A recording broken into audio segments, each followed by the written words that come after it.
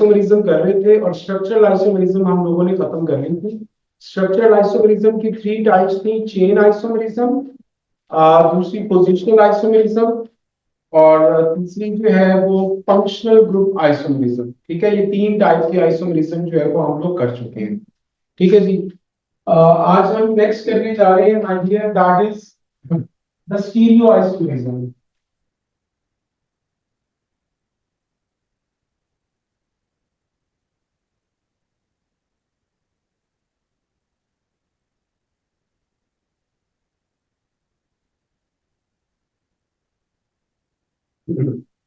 अच्छा जी, stereo isomerism जो है इसकी 2 टाइप्स होती हैं। सबसे पहली हम लोग इसकी टाइप जो है वो स्टडी करने जा रहे हैं, that is the optical isomerism.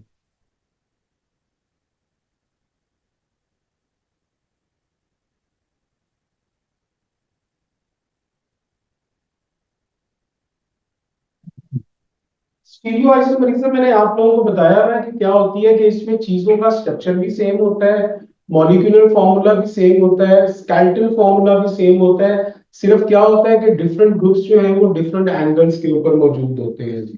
ठीक है, तो वो एंगल्स का जो है वो फर्क आ जाता है। ऑप्टिकल आइसोमरिज्म को शुरू करने से पहले मेरे बच्चों हम लोग एक छोटा सा प्रोसेस पढ़ेंगे जिसको हम कहते हैं कायरलिटी।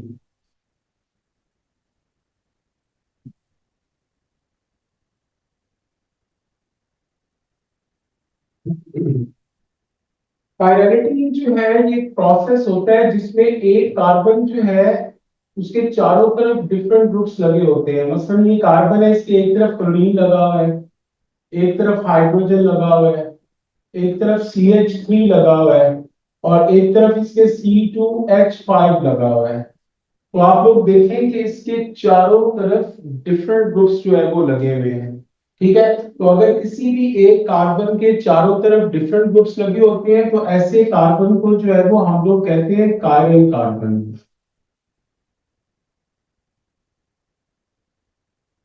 ठीक है जी। और इस प्रोसेस को हम लोग जो है वो कायरलिटी का नाम देते हैं। ठीक है जी, तो इसकी डेफिनेशन लिख लें, the process in which a carbon is bonded with 4 different groups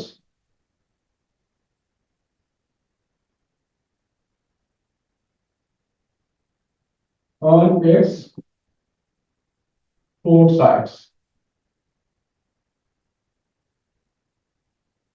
is called chirality। ठीक है बच्चों, कि एक कार्बन के चारों तरफ डिफरेंट ग्रुप्स लगे हो तो ऐसे कार्बन को हम लोग जो है वो कायरल कार्बन कहते हैं। और जिस चीज में कायरल कार्बन हो वहीं पे ऑप्टिकल आइसोमरिज्म जो है वो एग्जिस्ट करती है जी। ठीक है। अच्छा जी, मैं यहाँ पे कंपाउंड्स बना रहा हूँ डिफरेंट। सपोज करें कि ये एक कंपाउंड है। ठीक है जी, ये आपके पास एक कंपाउंड है। हमने सबसे पहले चेक करना है कि इसमें कोई कायरल कार्बन है कि नहीं। इसका बेस्ट तरीका ये होता है कि जिस कार्बन के साथ 2 या 3 हाइड्रोजन होंगी ना, वो तो कायरल हो ही नहीं सकता, क्योंकि उसकी 2 साइड पे हाइड्रोजन या 3 साइड पे हाइड्रोजन यानी सेम ग्रुप्स होंगे। तो वो तो कायरल के वैसे ही उसमें से बाहर निकल जाती है। तो यहाँ पे देखें कि ये वाली जो कार्बन है इसके साथ 3 हाइड्रोजन है, तो ये तो कायरल नहीं है। ये कार्बन के साथ 2 हाइड्रोजन है, ये भी कायरल नहीं है। इस कार्बन के कायरल होने के चांस है, अभी देखते हैं इसको। इस कार्बन के साथ भी 3 हाइड्रोजन है, ये भी कायरल नहीं है, तो इसके चांस है। इसको आप कैसे देखेंगे, इसकी एक साइड पे हाइड्रोजन है, एक साइड पे इसका CH3 है, और इधर भी CH3 है, तो ये दोनों सेम ग्रुप्स हैं, CH3 एंड CH3। ये कार्बन के साथ 2 सेम ग्रुप आ गए हैं, तो भाई ये वाली कार्बन भी कायरल नहीं होगी। कायरल होने के लिए चारों तरफ डिफरेंट ग्रुप्स का अटैच होना जरूरी है। अब ये एक और देखें ये मैं बना रहा हूँ CH3 सर ये पहले मैंने ये कैसे कार्बन कार्बन ऐसे तो तीन हाइड्रोजन नहीं बॉन्ड है। भाई मैंने कहा कायल नहीं है, नहीं ये नीचे वाला है कार्बन। कोई भी कायल नहीं है उसमें। भाई ये क्रॉस का मतलब कोई कायल नहीं है तो ना। अच्छा। ये देखो ना, इस कार्बन के साथ भी 3 हाइड्रोजन है, तो मैंने बताया है कि जिसके साथ 2 या 3 हाइड्रोजन हो वो कायल नहीं होती। अच्छा अब ये वाला देखो,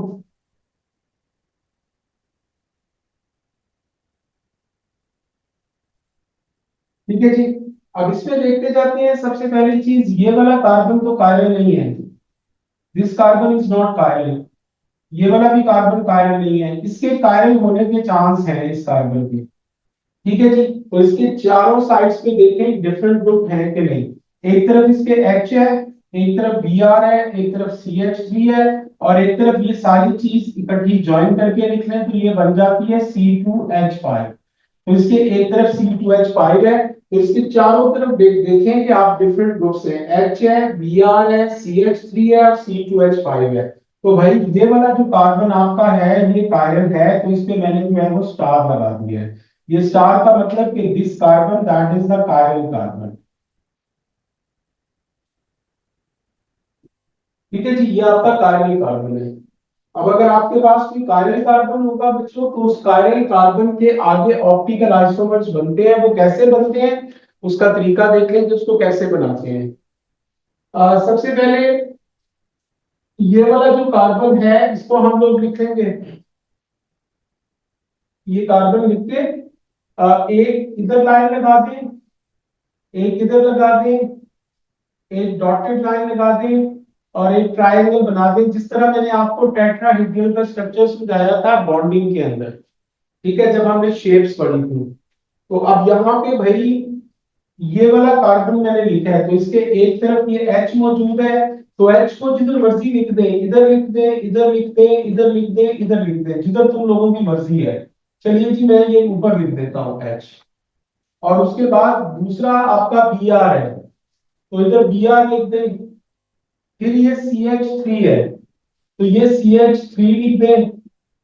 और फिर आपका ये इकट्ठा ज्वाइन करके लिख दे, ये CH2 और CH3, इनको इकट्ठा ज्वाइन करेंगे तो C2H5 बन जाएगा। तो इधर C2 और H5 लिख दे, C2H5। ठीक है जी। अब हमने क्या करना है कि इसका ये एक बना देना है मिरर, इसको कहते हैं शीशा। इसका मिरर इमेज बना दे। मिरर इमेज का मतलब कि ये शीशे में आपको कैसे नजर आएगा। तो शीशे में आपको पता है कि उल्टा नजर आता है हर चीज। ठीक है, तो ये देखिए ये H हो गया। अब इसकी ये जो ट्रायंगल बनी हुई है ये राइट साइड पे बनी हुई है, लेकिन जब शीशे में देखेंगे तो ये आपको लेफ्ट साइड पे नजर आएगी इस तरह, ये इस तरह। और इसको लिखते हुए भी उल्टा लिख दे, H5 पहले लिखा जाएगा और C2 बाद में। और उसके बाद डॉटेड लाइन लगा लें, ये H3 पहले लिखा जाएगा और फिर C, और फिर ये लाइन लगा दें, इधर आपका जो है वो Br आ जाएगा। तो मेरे बच्चों ये जो दोनों आपके बन गए हैं इनको हम लोग जो है वो ऑप्टिकल आइसोमर भी कहते हैं। These are the optical isomers. इनके लिए एक और वर्ड भी यूज करते हैं, एनेंशियोमर्स। ठीक है जी, इनको एनेंशियोमर्स का नाम भी देते हैं। ठीक है, इनमें से एक को जो है वो हम लोग कहते हैं पॉजिटिव और एक को कहते हैं नेगेटिव। जो पॉजिटिव होता है उसको कहते हैं लेबोरोटेटरी।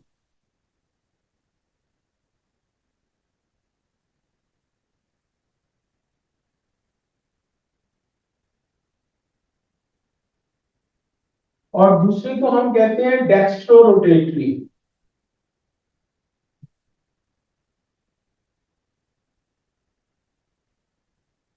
इसका मतलब क्या होता है लेबोरोटेटरी और डेक्स्ट्रोरोटेटरी का। इसका मतलब ये होता है कि अगर आपके पास ये वाला आइसोमर जो है जो किसी टेस्ट ट्यूब में पड़ा हो और उसके ऊपर जो है वो आप लोग लाइट थ्रो करें, तो ये लाइट को क्लॉकवाइज जो है वो रोटेट करवा देता है, क्लॉकवाइज, क्लॉकवाइज। ठीक है जी, इसको पॉजिटिव भी कहते हैं। और डेक्स्ट्रोरोटेटरी जो है इसके ऊपर अगर लाइट फेंकी जाए, ये टेस्ट ट्यूब में पड़ा हो, तो ये लाइट को एंटी क्लॉकवाइज जो है वो रोटेट करवा देता है, जिस तरह उल्टी घड़ी को घूमती है। ठीक है जी। अब इनका हमें फायदा कहाँ पे होता है, हमारी नॉर्मल जिंदगी में इनका बहुत ज्यादा फायदा होता है। वो कैसे फायदा होता है, आपकी जितनी भी ड्रग्स होती हैं, दवाइयां होती हैं जो आप लोग खाते हो, वो सारी की सारी जो है ये ऑप्टिकल आइसोमर्स पे जो है वो डिपेंड करती हैं जी। मैं आपको छोटी सी एक एग्जांपल देता हूँ। एक आपकी डिजीज होती है जिसका नाम होता है जी Parkinson.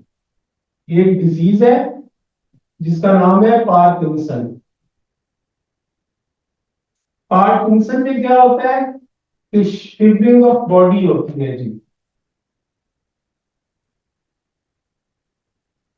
Shivering of body mean के बंदे की जो पूरी बॉडी है वो शिवर करती रहती है, इस तरह कांपती रहती है। यानी अगर सपोज करें कि देखें उसने ग्लास भी पकड़ा है तो इस तरह उसका ग्लास जो है ये हिल रहा है, इस तरह करके उसका हाथ हिल रहा है, पकड़ नहीं पा रहा, बॉडी भी शिवर करती जा रही है, तो उसकी बॉडी जो है वो कांपती रहती है जी। ठीक है। उसके लिए मेरे बच्चों पार्किंसन के लिए जो है एक मेडिसिन होती है। ठीक है जी। उस मेडिसिन का नाम होता है जी डूपा। डूपा के दो आइसोमर होते हैं, एक को कहते हैं एल डूपा और एक को कहते हैं डी डूपा। ये एल का मतलब होता है लेवोरोटेटरी और डी का मतलब होता है डेक्स्टोरोटेटरी। अगर किसी बंदे को एल डूपा खिला दी जाए तो उसकी शिवरिंग जो है वो स्टॉप हो जाएगी, यानी शिवरिंग स्टॉप। और अगर किसी बंदे को डी डूपा खिला दी जाए तो भाई फिर क्या होगा, यानी शिवरिंग एनहांसेस। यानी शिवलिंग पहले अगर सपोज करेंगे इस तरह हो रही थी, तो डी डूपा जो है वो अगर खा लिया तो भाई शिवलिंग अब इस तरह होना शुरू हो गई है। यानी एक ऑप्टिकल आइसोमर डिजीज के इफेक्ट को सुप्रेस करता है, कम करता है, और दूसरा जो उसका ऑप्टिकल आइसोमर होता है वो उसी डिजीज के इफेक्ट को इनहांस कर देता है, बढ़ा देता है। ठीक है। तो हम लोग ये जो अक्सर कहते हैं ना जेली दवाइयां जनाब पकड़ी गई हैं, वो जेली दवाइयों वाले फॉर्मूला वही यूज करते हैं जो उसका एक्चुअल फॉर्मूला है। लेकिन वो करते क्या है, उन बेचारों को ये नहीं पता होता कि उसमें अच्छे वाले आइसोमर कितने हैं उस डिजीज के अगेंस्ट और बुरे वाले कितने हैं, क्योंकि वो तो फॉर्मूला ले रहे हैं, फॉर्मूले में उनको तो नहीं पता कि ये वाला आइसोमर ज्यादा अच्छा है। अब किसी की किस्मत अच्छी हुई, ज्यादा अच्छी आइसोमर वाली मेडिसिन आ गई तो बंदा रिकवर हो जाता है। और अगर बुरे आइसोमर जो है वो उस मेडिसिन में ज्यादा हुए तो जनाब बॉडी के ऊपर जो है वो 100 तरह की इन्फेक्शन हो जाती हैं। ठीक है। या वो जिसको कहते हैं कि उस बंदे को जो है वो एलर्जी हो गई है, कुछ इस किस्म की चीजें जो है वो उसके साथ हो जाती हैं। ठीक है। तो जितनी भी मेडिसिन होती हैं उसमें ये ऑप्टिकल आइसोमर होते हैं, और एक जो ऑप्टिकल आइसोमर होता है वो डिजीज के अगेंस्ट जो है वो प्रॉपर काम करता है, दूसरा जो है वो काम नहीं करता। अब ये बनती क्यों है, तो सोचने वाली बात ये है, अल्लाह ताला ने हर चीज का जो इलाज है ना वो ये जड़ी बूटियां, ये जो पौधे वगैरह आप देखते हैं ना उनमें रखा होता है, तो उनमें ये मेडिसिन मौजूद होती हैं। ठीक है। अब वो उनका नेचुरल रिसोर्स है, उसमें वही वाली मेडिसिन, वही वाला ऑप्टिकल आइसोमर मौजूद होता है जो कि जो है वो उस डिजीज के अगेंस्ट काम करता है। लेकिन हम लोग क्या करते हैं कि नेचुरली तरीके से जो दवाइयां हैं अगर हम लोग कलेक्ट करें तो वो बहुत थोड़ी मिकदार में कलेक्ट होती हैं, और इतनी बड़ी ह्यूमन बींग्स के लिए जो है वो इतनी थोड़ी सी दवाइयां जो है वो काम नहीं करेंगी। तो वो क्या करते हैं, उसमें से वो वाला केमिकल एक्सट्रैक्ट करके लैब में उसको प्रिपेयर करते हैं। तो लैब में जब प्रेपरेशन का प्रोसेस होता है तो आधे आइसोमर जो है वो पॉजिटिव बन जाते हैं ऑप्टिकल, और आधे नेगेटिव बन जाते हैं। और बाद में फिर जो उस डिजीज के लिए जो है वो अच्छे आइसोमर होते हैं उनको रहने दिया जाता है, जो नेगेटिव वाले होते हैं उसको एलिमिनेट कर दिया जाता है। ठीक है। तो ये डिफरेंट कंपनीज जो है वो इस तरीके से करती हैं, तो इसको मेरे बच्चों हम कहते हैं optical isomerism. Did you get it Ahmad, Asad, yeah? Yes sir. Yes sir. Yes sir. अच्छा जी, दूसरी टाइप की स्टीरियो आइसोमरिज्म हम लोग पढ़ रहे हैं मेरे बच्चों, that is this is trans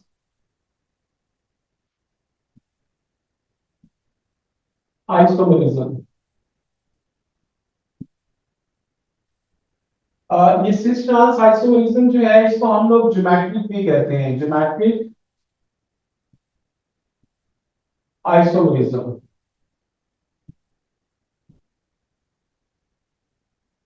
ठीक है जी, इसका एक और नाम भी होता है इजी आइसोमरिज्म।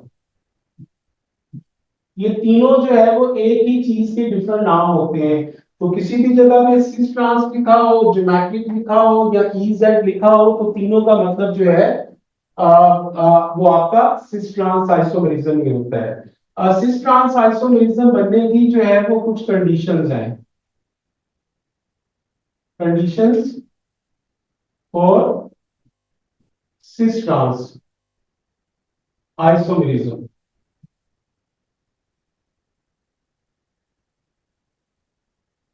अच्छा, इसकी तीन कंडीशन है। सबसे पहली कंडीशन क्या होती है, ये कंडीशन जरा गौर से सुनते जाइएगा।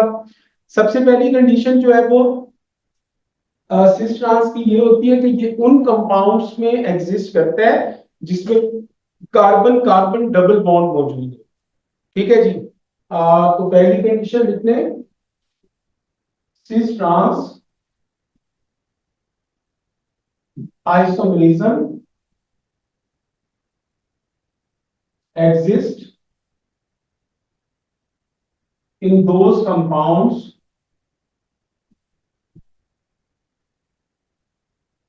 which have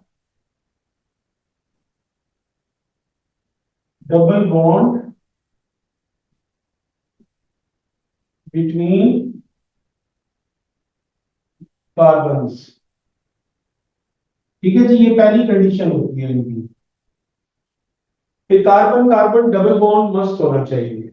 उसके बाद दूसरी कंडीशन पे आते हैं। दूसरी कंडीशन ये होती है कि सिस ट्रांस आइसोमरिज्म जिन कंपाउंड्स में होती है उसमें जो डबल बॉन्ड के साथ जुड़े हुए कार्बन हैं उन कार्बन के साथ कोई सेम ग्रुप अटैच नहीं होना चाहिए। यानी एक कार्बन के साथ, मसलन ये कार्बन है इसके साथ CH2 आ गया है और इसके साथ इधर CH3 है और इधर Cl है, तो भाई इस कार्बन के साथ दो सेम ग्रुप आ गए हैं, दो हाइड्रोजन लगे हुए हैं, तो इसमें सिस ट्रांस नहीं हो सकती। ठीक है, तो यानी किसी एक कार्बन के साथ डबल बॉन्ड के साथ जुड़े हुए उसके साथ सेम ग्रुप अटैच नहीं होने चाहिए। ठीक है जी, तो दूसरा पॉइंट लिख लें, no same group should be attached with carbon bonded with double bond।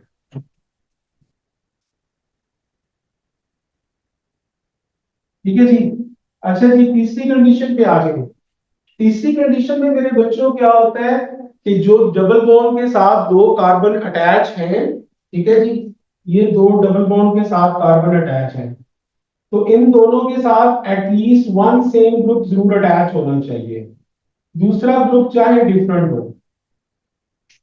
ये देखें, अब इन दोनों कार्बन के साथ H और H ये दोनों सेम है, ये CH3 और Cl ये दोनों डिफरेंट है चाहे, अगर ये भी सेम होते हैं तो ठीक है, नहीं होते तो कम से कम एक ग्रुप सेम होना चाहिए। अगर सेम ग्रुप एक दूसरे को फेस कर रहे हैं, एक दूसरे के आमने सामने आ रहे हैं, तो इसको हम लोग सिस का नाम देते हैं। और इसका ट्रांस क्या होता है कि इसको डायगनली बना देते हैं। डायगनली का मतलब कि ये H इधर है तो इसका H इसके सामने नहीं बनाना, इसके डायगनली यानी इस तरह डायगनली बना देना है। ठीक है जी, और इधर ये CH3 है और इधर ये Cl है। अब ये सेम ग्रुप डायगोनली आ रहे हैं तो यही चीज आपकी जो है वो ट्रांस बन जाती है। ठीक है जी, तो तीसरा पॉइंट लिख लें, at least one same group should be attached with two carbons bonded with double bond। ठीक है बच्चों। अच्छा, एक और चीज है भी, ये देखें, अगर आपके पास कोई एक कंपाउंड आ गया है, उसमें चारों डिफरेंट ग्रुप्स जो है वो लगे हुए हैं, लाइक R1, R2, R3 और R4। ये चारों जो है ये डिफरेंट ग्रुप्स इसमें जो है वो लगे हुए हैं। अच्छा जी, अगर चारों डिफरेंट ग्रुप लगे हो भाई दोनों कार्बन के साथ, तो फिर उसका तरीका क्या होता है कि उनके एम आर सबके निकाल लो। यानी इसका एम आर सपोज करेंगे आता है 60, इसका एम आर आता है जी 86, इसका एम आर आता है जी 44, इसका एम आर आता है 60। तो अब भाई जिनके एम आर सेम आ रहे हैं, ठीक है, R3 और R2 हालांकि डिफरेंट ग्रुप है, ये एक नई चीज बता रहा हूं, चारों डिफरेंट ग्रुप हैं, तो उनके एमआर निकाल के देख लो। जिनके एमआर सेम आ रहे होंगे वो अगर एक दूसरे को फेस कर रहे होंगे तो सिस, और अगर वो डायगनली होंगे तो वो ट्रांस होता है। तो यहाँ पे ये देखें ये डायगनली आ रहे हैं तो ये ट्रांस होगा, और इसका सिस क्या बनेगा, सी डबल बॉन्ड सी, ये R1 R2 और इधर R3 कर दे और इधर R4 कर दे। इसका एमआर देखें जी 60 है, इसका भी एमआर 60 है, तो ये एक दूसरे को फेस कर रहे हैं, तो ये आपका जो है वो सिस बन जाएगा। ठीक है जी। तो इस तरीके से मेरे बच्चों आप लोगों के जो है वो सिस ट्रांस आइसोमरिज्म जो है वो बनती है जी। अब इसमें हम लोग इसकी डिफरेंट जो है वो टाइप्स को जो है वो डिस्कस कर रहे हैं। So let's start. मैं यहाँ पे डिफरेंट कंपाउंड्स बनाता हूँ। ओके गाइस, अब मैंने ये कंपाउंड बनाया है, तो इसको चेक करते हैं कि इसमें सिस ट्रांस हो सकती है कि नहीं हो सकती। ठीक है जी। तो सबसे पहला काम हम लोग क्या करेंगे, इन तीनों कंडीशंस को हम लोगों ने फॉलो करना है। पहले देखते हैं कि जिनमें डबल बॉन्ड मौजूद हो, तो ये देखें जी डबल बॉन्ड मौजूद है इन दो कार्बन के बीच में, पहली कंडीशन पूरी होगी। अब आते हैं दूसरी कंडीशन पे, no same group should be attach with carbon bonded with double bond. तो एक कार्बन के साथ सेम ग्रुप नहीं होना चाहिए। तो ये देखिए इस कार्बन के साथ भाई दो हाइड्रोजन आ गए, तो इसका मतलब है कि इसमें नो सिस ट्रांस, यहीं पे रुक जाओ भाई। क्यों? क्योंकि एक कार्बन के साथ दो सेम ग्रुप आ गए हैं, दो हाइड्रोजन जो है वो आपके आ गए हैं जी। ठीक है, चलिए जी, इसमें तो नहीं हो सकती। अब अगली चीज पे चलते हैं, एक और बनाता हूं, CH3 CH double bond CH CH2 और CH3। ठीक है जी। अब सबसे पहले तो उन्हीं कंडीशंस को हमने देखना है। कार्बन कार्बन डबल बॉन्ड आ गया है, कार्बन कार्बन डबल बॉन्ड यहाँ पे मौजूद है, पहली शर्त पूरी हो गई। दूसरी शर्त, no same group should be attached with carbon bonded with double bond. तो इस कार्बन के साथ एक H लगा हुआ है और दूसरी तरफ भाई ये सारी चीजें अगर इकट्ठी ज्वाइन करो तो ये C2H5 बनती है, और इस कार्बन के साथ हाइड्रोजन है और दूसरी तरफ ये CH3 लगा हुआ है, तो डिफरेंट ग्रुप्स लगे हुए हैं, डिफरेंट ग्रुप्स लगे हुए हैं। दूसरी शर्त भी पूरी हो गई। तीसरी शर्त देखें, at least one same group should be attached with two carbons. तो दोनों कार्बन्स के साथ देखें हाइड्रोजन और हाइड्रोजन सेम लगा हुआ है, तो इसका मतलब है इसमें सिस ट्रांस हो सकती है। अब इसको कैसे बनाएंगे, इसका असल नाम क्या है, 1 2 3 4 5, इसका नाम था पेंट टू इन। ठीक है, अब हमें इसके सिस ट्रांस बनाने हैं, तो पहले इन दो कार्बन्स को जिनके साथ डबल बॉन्ड है वो यहाँ पे लिख दें, C डबल बॉन्ड C, इसके साथ H और H है तो H और H को इस तरह ऊपर लिख लो। अब ये जो CH3 लिखा हुआ है ये इसकी साइड में लिखने की बजाय इसके नीचे लिख दो, और इसी तरीके से ये जो इसकी साइड में लिखा हुआ है ये CH2 और CH3, इसको C2H5 कहते हैं, इसको इसकी साइड में लिखने की बजाय इसके नीचे लिख दो। अब ये देखें ये दो सेम ग्रुप एक दूसरे को फेस कर रहे हैं, तो इसका नाम बनेगा सिस पेंट टू इन, और इसका ट्रांस क्या बनेगा,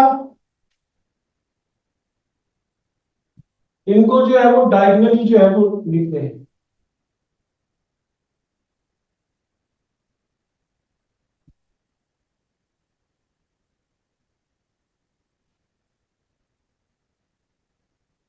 तो डायगोनली लिखेंगे तो ये देखिए ये डायगोनली आ गया, so this is transparent to, ठीक है जी। तो देखिए दोनों के नाम जो है वो एग्जैक्टली सेम आ रहे हैं, नाम में कोई फर्क नहीं है, सिर्फ फर्क इस चीज का आ रहा है, सेम ग्रुप एक दूसरे को फेस करेंगे तो सिर्फ ये डायगोनली आ जाएंगे, तो ये आपका ट्रांस बन जाएगा। समझ लगी है सबको बच्चों? Ahmad Yes, sir.